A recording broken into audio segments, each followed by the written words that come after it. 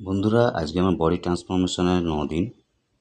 আমার body condition এই দাঁড়িয়েছে, এই 9 দিনে সবে শুরু। এখনও প্রচুর খাটনি বাকি, প্রচুর খাটতে হবে, ডায়েট নিতে হবে। তোমরা জানো আমি ইন্ডিয়ার ডায়েট নিই। তো এই ফিজিক্স আছে। নমস্কার বন্ধুরা। তো দেখো, আজকে চলে এসেছি লাঞ্চ প্লেট নিয়ে।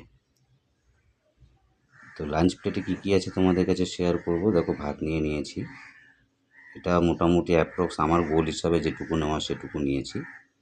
এখানে আছে দেখো, উড়দ ডাল আছে, এমনি নর্মালি একটু গাঢ় করে বানানো উড়দ ডাল, দেখো তোমরা বুঝতে পারবে।